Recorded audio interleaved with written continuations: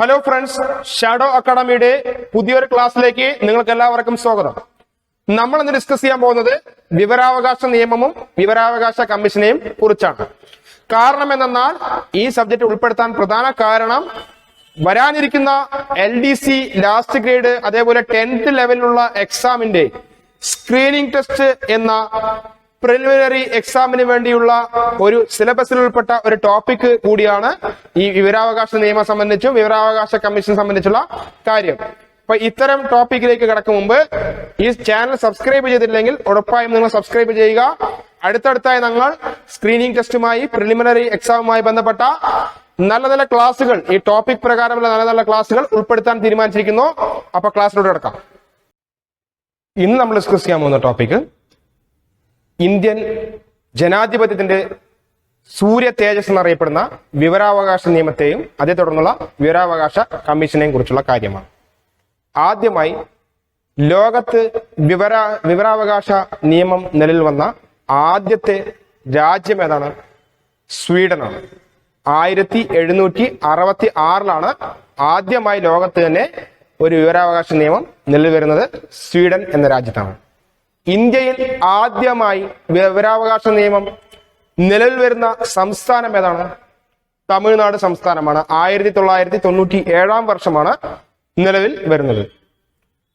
പക്ഷെ ഒരു കാര്യം ശ്രദ്ധിക്കുക, 2005 വിവരാവകാശ നിയമപ്രകാരമല്ല തമിഴ്നാട്ടിലെ വിവരാവകാശ നിയമം നിലവിൽ വരുന്നത്.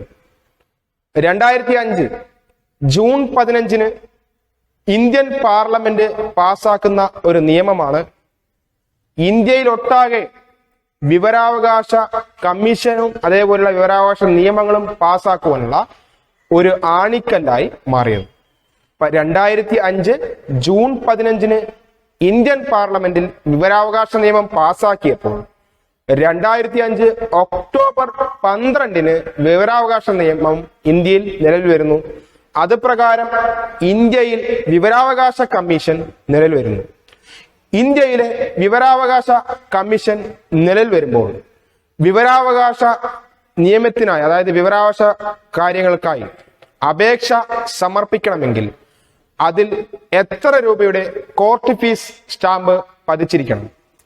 10 രൂപയുടെ കോർട്ട് ഫീസ് സ്റ്റാമ്പ് പതിച്ച് സ്റ്റേറ്റ് അല്ലെങ്കിൽ ജില്ലാ പബ്ലിക് ഇൻഫർമേഷൻ ഓഫീസർക്കാണ് അപേക്ഷ സമർപ്പിക്കേണ്ടത്. അല്ലെങ്കിൽ അസിസ്റ്റന്റ് പബ്ലിക് ഇൻഫർമേഷൻ ഓഫീസർക്കാണ് അപേക്ഷ സമർപ്പിക്കേണ്ടത്. ഇങ്ങനെ നൽകിയ അപേക്ഷയിൽ എത്ര ദിവസത്തിനുള്ളിലാണ് ഇൻഫർമേഷൻ ഓഫീസർ നമുക്ക് മറുപടി നൽകേണ്ടത്? പബ്ലിക് ഇൻഫർമേഷൻ ഓഫീസർ ആണെങ്കിൽ 30 ദിവസങ്ങൾ കൊണ്ടും അസിസ്റ്റന്റ് പബ്ലിക് ഇൻഫർമേഷൻ ഓഫീസർ ആണെങ്കിൽ 35 ദിവസം കൊണ്ടും നമുക്ക് മറുപടി നൽകണം. ഒരു വ്യക്തിയുടെ ജീവനോ അതേപോലെ അദ്ദേഹത്തിന്റെ സ്വത്തോ സംബന്ധിച്ചുള്ള കാര്യങ്ങളായിട്ടുള്ള വിവരങ്ങൾ ലഭിക്കണമെങ്കിൽ 48 മണിക്കൂർ അഥവാ 2 ദിവസത്തിനുള്ളിൽ പബ്ലിക് ഇൻഫർമേഷൻ ഓഫീസർ നമുക്ക് അതിനെക്കുറിച്ചുള്ള മറുപടി നൽകണം. അതേപോലെ നിശ്ചിത സമയത്തിനുള്ളിൽ പബ്ലിക് ഇൻഫർമേഷൻ ഓഫീസർ നമുക്ക് മറുപടി നൽകിയില്ലെങ്കിൽ അവർക്ക് പിഴ ഈടാക്കുന്നത് എങ്ങനെയാണ്? 250 രൂപ മുതൽ 25,000 രൂപ വരെയാണ് അവർക്ക് പിഴയായി ഏർപ്പെടുത്തുന്നത്. അപ്പോ ഇന്ത്യ ഒട്ടാകെ എന്ത് കാര്യങ്ങളെ കുറിച്ചാണെങ്കിലും ഒരു സർക്കാർ സ്ഥാപനങ്ങളുടെ അല്ലെങ്കിൽ ഒരു സർക്കാർ ധനകാര്യ സ്ഥാപനങ്ങളുടെ വിവരങ്ങൾ നമുക്ക് ലഭിക്കണമെങ്കിൽ നമ്മൾ ചെയ്യേണ്ടത് ഇത്ര മാത്രമാണ്. ചില ചോദ്യങ്ങൾ ഉൾപ്പെടുത്തിക്കൊണ്ട് 2005 വിവരാവകാശ നിയമപ്രകാരമാണ് ഞാൻ ഇത് ചോദിക്കുന്നുവെന്ന് എഴുതി വെച്ച ശേഷം 10 രൂപയുടെ കോർട്ട് ഫീസ് സ്റ്റാമ്പ് ഒട്ടിക്കുകയും, അല്ലെങ്കിൽ BPL കാർഡിൽ ഉള്ള വ്യക്തികളാണെങ്കിൽ, റേഷൻ കാർഡിന്റെ BPL വിഭാഗത്തിൽപ്പെട്ട വ്യക്തികളാണെങ്കിൽ അവർക്ക് ഫീസ് ഇല്ല എന്ന് പറയുന്ന സ്ഥിതിക്ക് അതിന്റെ ഒരു കോപ്പി കൂടി പിൻ ചെയ്ത് നമുക്ക് നൽകുകയാണെങ്കിൽ അതിനനുസരിച്ചുള്ള ഒരു വിവരം നമുക്ക് കറക്റ്റായിട്ട് കിട്ടുന്നതായിരിക്കും. അത്തരം കിട്ടാത്ത വിവരങ്ങൾ അല്ലെങ്കിൽ കിട്ടിയ വിവരത്തിൽ നമുക്ക് തൃപ്തി ഇല്ല എന്ന് വിചാരിക്കുകയാണെങ്കിൽ അപ്പീൽ പോകാം. അത്തരം അപ്പീൽ പോകേണ്ട സമയം എന്ന് പറയുന്നത് 30 ദിവസം അപ്പൊ ഈ 30 ദിവസത്തിനുള്ളിൽ നമുക്ക് അപ്പീൽ പോകാൻ സമയമുണ്ട്. അങ്ങനെ നമുക്ക് ശരിയായ രീതിക്കുള്ള വിവരാവകാശ നിയമപ്രകാരമുള്ള വിവരങ്ങൾ ലഭ്യമാകും. ഓക്കെ, അപ്പോ ഇത്തരം നിയമം എന്തിനു വേണ്ടിയാണ് നടപ്പിലാക്കിയത്? സർക്കാർ സ്ഥാപനങ്ങളുടെ സുതാര്യത, അതിന്റെ ശരിയായ രീതിയിൽ തന്നെയാണോ പ്രവർത്തിക്കുന്നു എന്ന കാര്യങ്ങളെ കുറിച്ചുള്ള അറിവിന് വേണ്ടി മാത്രമാണ്. അതായത് അഴിമതി ഇല്ലാതാക്കുക എന്ന ലക്ഷ്യത്തോടു കൂടിയാണ്. ഒരു സംഘടനയുടെ പ്രഷർ മൂലമാണ് ഈ വിവരാവകാശ നിയമവും വിവരാവകാശ കമ്മീഷനും വന്നത്. അത്തരം സംഘടന ഏതാണ്? കിസാൻ ശക്തി സംഘാതൻ. ഓക്കെ, ഈ കിസാൻ ശക്തി സംഘാതൻ എന്നറിയപ്പെടുന്ന ഈ സംഘടന പ്രകാരമാണ് വിവരാവകാശ നിയമവും വിവരാവകാശ കമ്മീഷനും ഇന്ത്യയിൽ നിലവിൽ വന്നത്.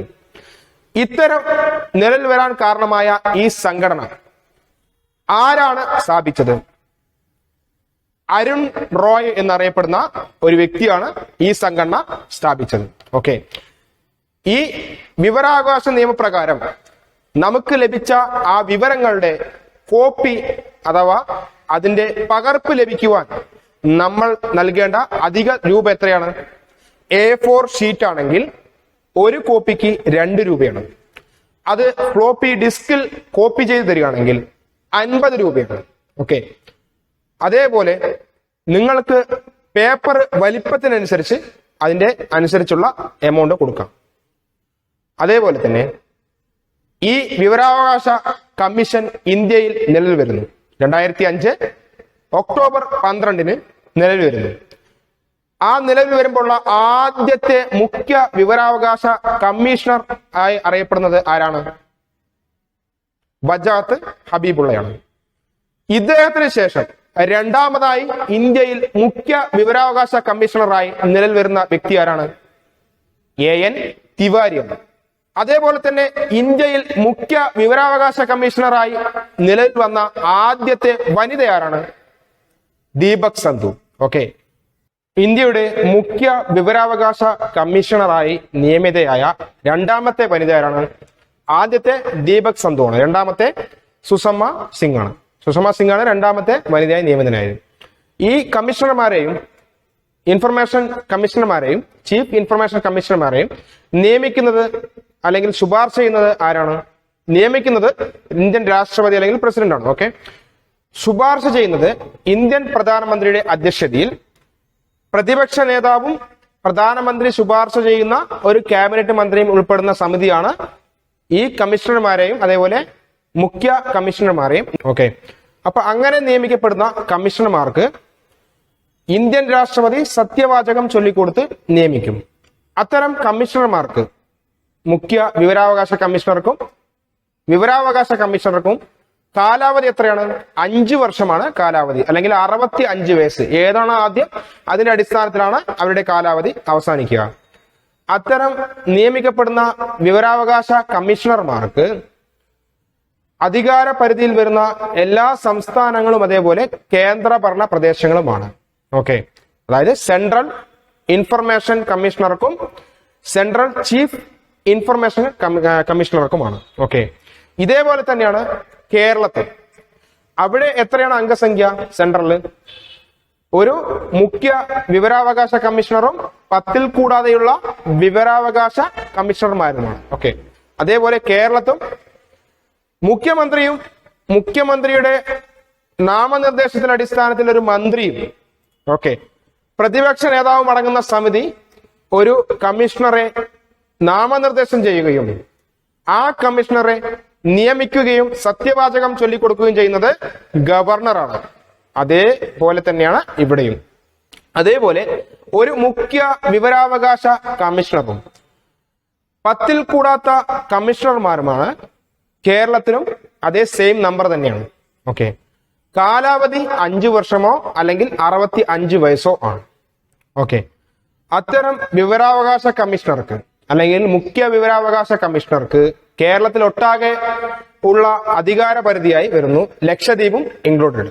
ഓക്കെ, അങ്ങനെ ഇവരുടെ കാലാവധി തീരുമ്പോൾ ആരെങ്കിലും ഒരാൾ കാലാവധി തീർന്ന് വിരമിക്കുകയാണെങ്കിൽ അടുത്തടുത്തായ നമ്പർ തികയും വരെ മറ്റുള്ളവരെ നിയമിക്കുകയാണ് ഗവർണർ ചെയ്യുന്നത്. ശുപാർശ ചെയ്യുന്നതാണ് ആ സമിതിയുടെ തീരുമാനം. ഓക്കെ, ചീഫ് ഇൻഫർമേഷൻ കമ്മീഷണർമാരുടെയും ഇൻഫർമേഷൻ കമ്മീഷണർമാരുടെയും ശമ്പളം എന്ന് പറയുന്നത് ചീഫ് ഇലക്ഷൻ കമ്മീഷണറുടെയും ഇലക്ഷൻ കമ്മീഷണറുടെയും സെയിം എമൗണ്ട് തന്നെയാണ് സാലറിയായി നൽകുന്നത്. ഓക്കെ, അങ്ങനെ അവർ നിയമിതനാകുകയും എന്തെങ്കിലും തെറ്റ് സംഭവിച്ചാൽ, അവരുടെ അധികാരത്തിൽ എന്തെങ്കിലും തെറ്റ് സംഭവിച്ചാൽ നീക്കം ചെയ്യുന്നത് കേന്ദ്ര വിവരാവകാശ കമ്മീഷണർമാരാണെങ്കിൽ പ്രസിഡന്റും, സംസ്ഥാന വിവരാവകാശ കമ്മീഷണർ ആണെങ്കിൽ ഗവർണറും ആണ്. ഓക്കെ, അങ്ങനെ അവർ നീക്കം ചെയ്യപ്പെടുന്നു. അവർക്ക് ഇതിൽ തുടരാൻ താല്പര്യമില്ലെങ്കിൽ, ഈ പദവിയിൽ തുടരാൻ താല്പര്യമില്ലെങ്കിൽ അവർക്ക് രാജിക്കത്ത് നൽകുന്നത് ആർക്കാണ്? അവർ രാജിക്കത്ത് നൽകുന്നത് കേന്ദ്ര വിവരാവകാശ കമ്മീഷണർ ആണെങ്കിൽ രാഷ്ട്രപതിക്കും, സംസ്ഥാന വിവരാവകാശ കമ്മീഷണർ ആണെങ്കിൽ ഗവർണർക്കും രാജിക്കത്ത് സമർപ്പിക്കാനുള്ള അധികാരം അവർക്ക് ഉണ്ട്. ഓക്കെ, അതാണ് അതിന്റെ രീതി. അടുത്തത്, കേരളത്തിലെ മുഖ്യ വിവരാവകാശ കമ്മീഷണറായ ആദ്യ വ്യക്തി ആരാണ്? പാലാട്ട് മോഹൻദാസ് ആണ്. പക്ഷെ ഇപ്പോഴത്തെ മുഖ്യ വിവരാവകാശ കമ്മീഷണറായി നിയമിതനായത് ആരാണ്? കേരളത്തിൽ വിൻസെന്റ് എം പോൾ ആണ്. കേന്ദ്രത്തിൽ ഇപ്പോഴത്തെ മുഖ്യ വിവരാവകാശ കമ്മീഷണറാണ് ബിമൽ ജുക്ക. ഓക്കെ, ബിമൽ ജുക്കയാണ് ഇപ്പോഴത്തെ മുഖ്യ വിവരാവകാശ കമ്മീഷണറായി നിയമിതനായത്. ഈ അടുത്തിടെ ഫെബ്രുവരി മാസത്തിലാണ് നിയമിതനായത്. 2020 ഫെബ്രുവരി മാസത്തിലാണ്. ഓക്കെ, ഇപ്പൊ കേരളത്തില് വിവരാവകാശ നിയമം നിലവിൽ വന്നത് എപ്പോഴാണ്? 2005 ഡിസംബർ 19 ഇന്ത്യയിലോ ഒക്ടോബർ 12, 2005 ആണ്. ഈ 2005 എന്ന് പറയുന്നത് കോമൺ ആയിട്ടുള്ള ഒരു വർഷമാണ്. അതായത് നിയമം പാസ്സാക്കിയത് 2005 കമ്മീഷൻ നിലവിൽ വന്നത്, നിയമം നിലവിൽ വന്നത് 2005 ഡേറ്റുകൾ മാത്രമാണ് വ്യത്യസ്തമായിരിക്കുന്നത്. ഈ 2005 ഡിസംബർ 19 കേരള വിവരാവകാശ കമ്മീഷൻ നിലവിൽ വന്നല്ലോ. അപ്പൊ ആദ്യത്തെ കമ്മീഷണർ ആരാണ്? ചീഫ് വിവരാവകാശ കമ്മീഷണർ ആരാണ്? പാലാട്ട് മോഹൻദാസ് ആണ്. നേരത്തെ പറഞ്ഞിട്ടുണ്ടായിരുന്നു. ഇപ്പോഴത്തെ വിൻസെന്റ് എം പോൾ ആണ്. ഓക്കെ, അടുത്തത്, ഈ വിവരാവകാശ നിയമപ്രകാരം അല്ലാതെ, 2005 വിവരാവകാശ നിയമപ്രകാരം അല്ലാതെ വിവരാവകാശ നിയമം പാസാക്കിയ ആദ്യത്തെ സംസ്ഥാനം അതാണ് തമിഴ്നാടാണ്. ഓക്കെ, അപ്പൊ വിവരാവകാശ നിയമപ്രകാരം 2005 വിവരാവകാശ നിയമപ്രകാരം വിവരാവകാശ നിയമം പാസാക്കിയ അല്ലെങ്കിൽ നിലവിൽ വന്ന ആദ്യത്തെ സംസ്ഥാനം എന്ന് പറയുന്നത് രാജസ്ഥാനാണ്. ഓക്കെ, അപ്പോ ഈ വിവരാവകാശ നിയമപ്രകാരം ആദ്യമായി വിവരാവകാശ അപേക്ഷ നൽകിയ വ്യക്തി ആരാണ്? ഷാഹിദ് റാസ ബർണോയാണ്. ഓക്കെ, അപ്പോ ഈ വിവരാവകാശ നിയമപ്രകാരം അദ്ദേഹം അപേക്ഷ സമർപ്പിച്ചു, ആദ്യത്തെ വ്യക്തിയാണ്. പിന്നെ വിവരാവകാശ നിയമത്തിലെ എത്ര പട്ടികകളാണുള്ളത്? 2 പട്ടികകളാണ്. ഓക്കെ, ഇനിയൊരു പ്രധാനപ്പെട്ട കാര്യം, വിവരാവകാശ നിയമം എന്ന് പറയുന്നത് ഇന്ത്യൻ ഭരണഘടനയുടെ ഏത് ഭാഗത്താണ് ഉൾപ്പെടുന്നത്? ഇന്ത്യൻ ഭരണഘടനയുടെ ഏത് വിഭാഗത്തിലാണ് ഉൾപ്പെടുന്നത്? ഉത്തരം അഭിപ്രായ സ്വാതന്ത്ര്യം. ഓക്കെ, ഈ വിവരാവകാശ നിയമപ്രകാരമുള്ള എല്ലാ കാര്യങ്ങളും പറഞ്ഞു കഴിഞ്ഞു. ഇനി പ്രധാനപ്പെട്ട കാര്യം എന്താണ്?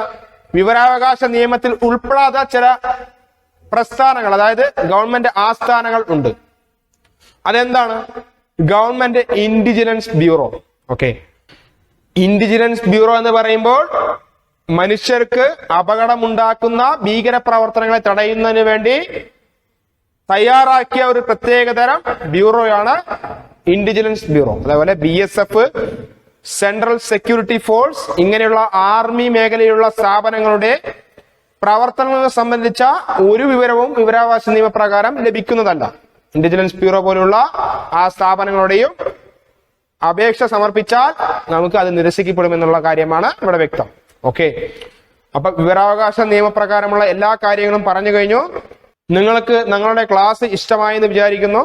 ഇഷ്ടപ്പെട്ടാൽ ലൈക്ക് ചെയ്യുക, കമന്റ് ചെയ്യുക, താഴത്തുള്ള സബ്സ്ക്രൈബ് ബട്ടൺ ക്ലിക്ക് ചെയ്യുക, തൊട്ടടുത്തുള്ള ആ ബെൽ ഐക്കൺ കൂടി എനേബിൾ ചെയ്തേക്കുക.